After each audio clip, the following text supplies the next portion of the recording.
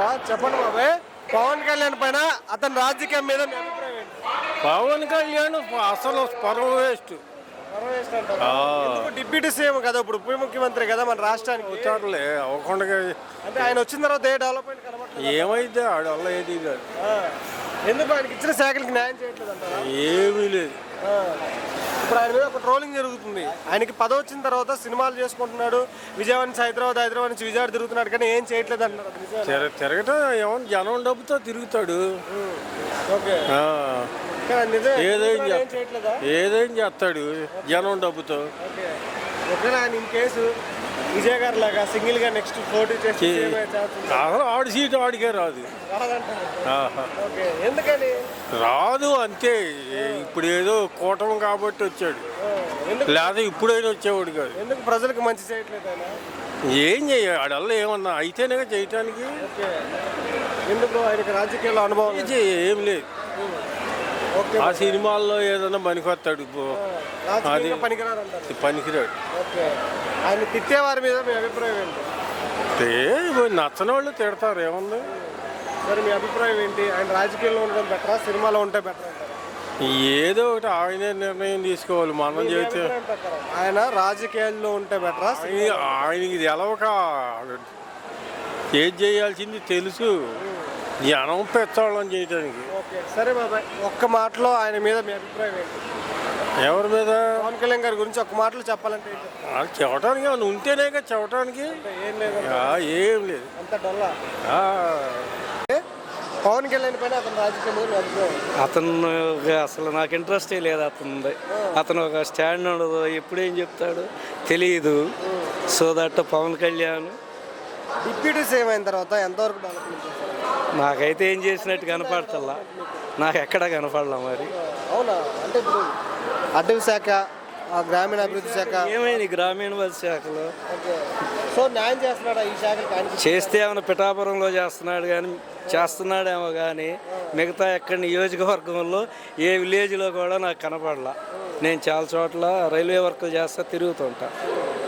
So that విలేజెస్లో Pithapuram area అంటే నేను నాకు తెలియదు, చెప్పలేము చేస్తున్నాను. ఇప్పుడు ఇక్కడే కాదు, తెలంగాణలో కూడా నాయకులు వివిధ రకాల కామెంట్స్ చేస్తున్నారు ఆయన మీద. ఎందుకు అంటారు? ఎందుకంటే ఆయన రీజనల్ ఫీలింగ్ తెచ్చేస్తున్నాడు. అది అక్కడ వాళ్ళతో ఏముంది, ఇక్కడ డెవలప్ చేసి అక్కడ నువ్వు పార్టీని డెవలప్ చేయి. నిన్న సభకు కూడా పర్మిషన్ ఇవ్వలేదు ఆయనకి. అది వాళ్ళ ఇంటర్నల్ ఇవ్వలేదంటే అక్కడ సభిస్తే రీజనల్ యాజిటేషన్స్ వస్తాయి. కవిత గారు కూడా ఒక కామెంట్ అన్నారు, ముందు ఫస్ట్ మీ రాజధానిలో నీళ్ళు రాకుండా. యాక్చువల్గా నేను హైదరాబాద్ బేస్డ్ సెటిల్. నేను పెద్ద రాజకీయాలు మనం పట్టించుకోం, మనకు తెలిసింది చెప్తున్నాం. నా మెయిన్ మోటో ఏంటంటే మధ్యతరగతి ఇంజనీరింగ్ చదువుకున్న వాళ్ళకి వీళ్ళకి కానీ ఒక 5 కోట్లు 10 కోట్లు టెండర్లు కానీ అమరావతిలో రేపు రైల్వే ప్రాజెక్టులు వస్తున్నాయి, పిలిస్తే 100 మంది కాంట్రాక్టర్లు అవుతారు. వాళ్ళకి గవర్నమెంట్ జాబ్ మీద ఆధారపడిన అవసరం లేదు. ఒక ఇంజనీరింగ్ గ్రాడ్యుయేట్ స్టార్టప్ చేసుకుని అతను మినిమం ఒక 50 లక్షల వరకు స్టార్టింగ్లో చేసుకోవచ్చు. 50 లక్షల వరకు చేసిన వాడికి ఆ క్రెడెన్షియల్తో 1,50,00,000 చేయొచ్చు.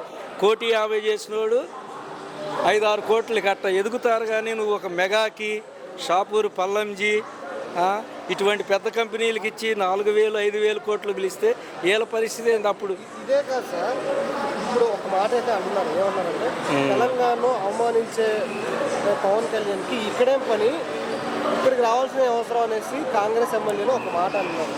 అది నిజమేంటారా? తెలంగాణని పవన్ కళ్యాణ్ గారు అవమానిస్తున్నారా?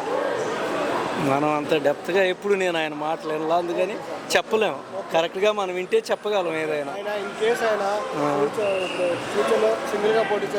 ఆయనకు అసలు ఛాన్సే లేదు, ఆయన సీటే కష్టం.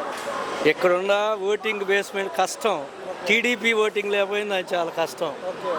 అంటే ఇప్పుడు ప్రజల ఆరాధన ఆయన పొందుతున్నారంటారా? లేదు, నాకు ఎక్కడ పోయినసారి అని సింగిల్గా టీడీపీ వచ్చేదని నా అభిప్రాయం. ఓవరాల్గా ఒక మాటలో పవన్ కళ్యాణ్ గారి గురించి చెప్పాలంటే నాకైతే ఆయన ఏం లేదనిపిస్తుంది. పవన్ కళ్యాణ్ అతని రాజకీయం మీద అభిప్రాయం? పవన్ కళ్యాణ్ గురించి అంతగా నాకు తెలియదు సార్.